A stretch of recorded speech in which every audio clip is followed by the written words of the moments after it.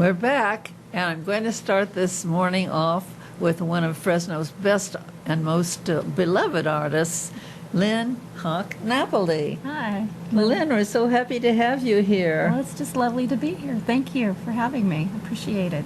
I know that your art is, everybody appreciates it. We see it at the Art Hub, and I'm sure other places too. What got you started in art to begin with? Well, it was a fluke. My grandmother was a fine artist. She mastered trompe-l'oeil, and I couldn't dance ballet anymore due to an injury, and I walked up and asked her, could you teach me how to paint?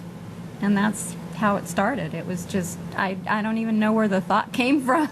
That's fantastic. And she gave me a list of what to get and to come to her studio, and she started me out on the very basics. Wow, that's a new career. Tell me a little bit about the old career. You were a dancer, right? Well, I was a classical ballet dancer for almost 20 years. Oh. I danced with Claire Lachey Porter here in Fresno, and I was a principal dancer with the Fresno Dance Theater, and then moved on to the Fresno Ballet for a couple of years, and then due to injury I could no longer continue. So that must have been heartbreaking. Yeah. Well, yeah, because I tell everybody I'm a frustrated ballet dancer who paints.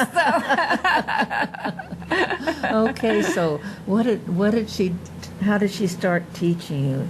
Well, we started on the fundamentals. We started on the triangle, the square, and the oval. And of course, the egg shape's very important in the structure of the face.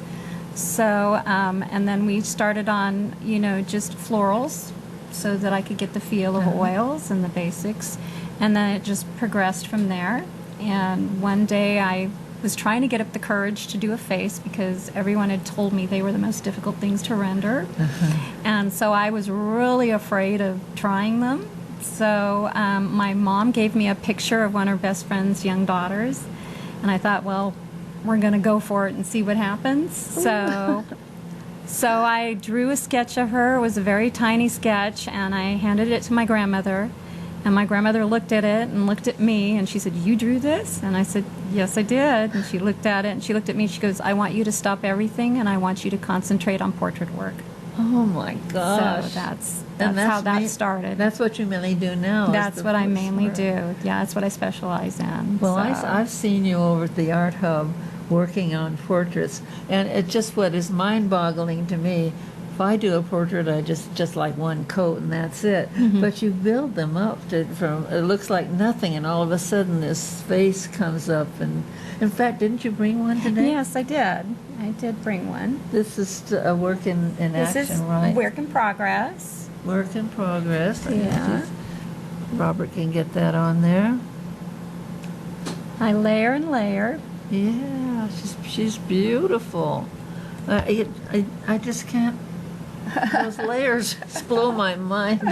Well, it's a lot of glazing, a lot of scumbling, a lot of working with your values, and trying to get the feeling too. Feeling's very important. Oh, yes. I was mentored by Lorraine Walter, who was a graduate of Otis Art Institute down in LA, and she just passed away recently. She was 90 years old, and she was there in the late 40s when it was still very academic.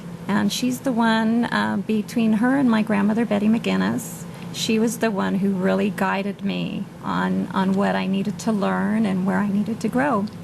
That is fantastic. What did they tell you mainly that you have to get in the portrait? Drawing. The drawing. The drawing is the bottom line. The drawing is going to be the strength of the painting. And to really learn your values and your line and your composition. And this will create a very strong painting.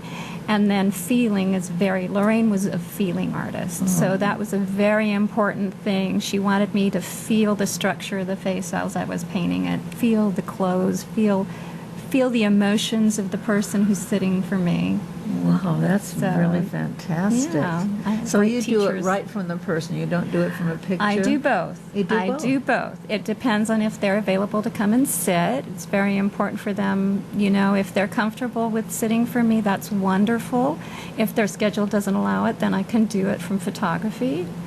So I was very fortunate to have Henry Perea come and sit for me several times for his portrait. So, wow. yeah. So you're a really selling artist. A lot of years. I've been painting for 27 and a half years. So Oh, it's a stop lot saying of- that. You're only half that age. Come on.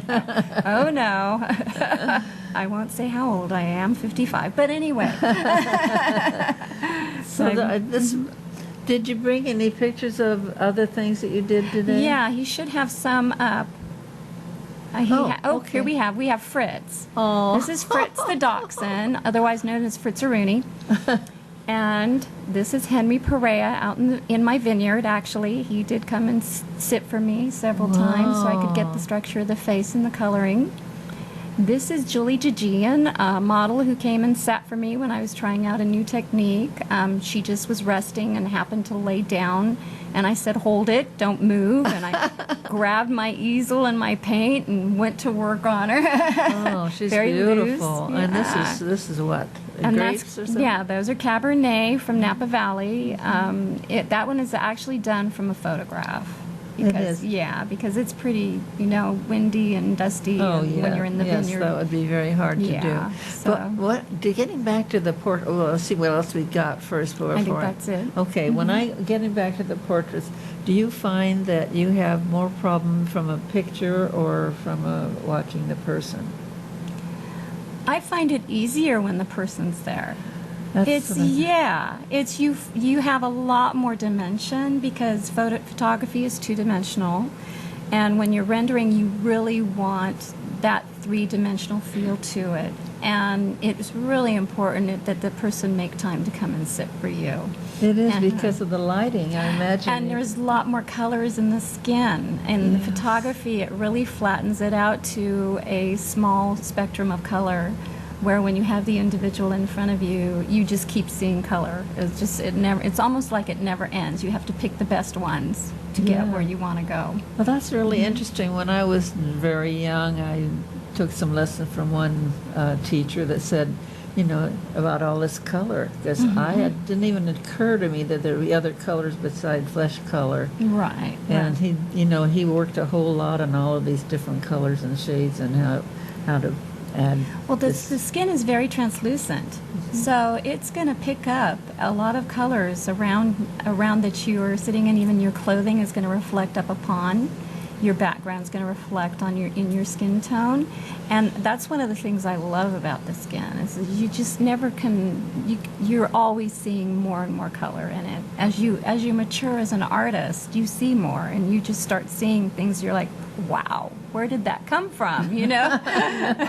Right now, I'm seeing part of your face of another color than the other And side. that's right. Yeah, from the reflection. Yeah, So, that's and then the shading. eyes are a whole nother story. I mean, the eyes just can go on Oh my forever. gosh, how do you Yeah. tackle the eyes?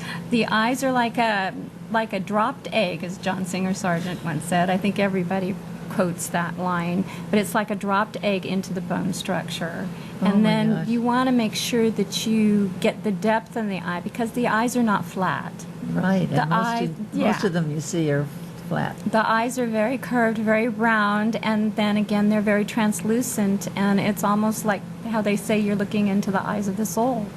And that's all, I've always felt that when you look into the eyes. That's fantastic. Now, where are you showing now that people can come and see your art? I'm at Fresno Art Hub on Van Ness. It's catty corner from Fresno High School. I'm also at the Fresno Soap Company, which is on Van Ness again, right before you hit Fresno City College. And then I have my own studio out between Easton and Fowler. Oh. It's in a renovated barn from 1890, Redwood Barn. And you're welcome to just go ahead and give me a call first so I can clean it up before you come. We are a bit messy, so. Well, it's been such an honor to have you here today, Lynn. well, thank you so much for having me. coming I in. Really appreciate it. enjoyed it. Thank you. We'll be right back.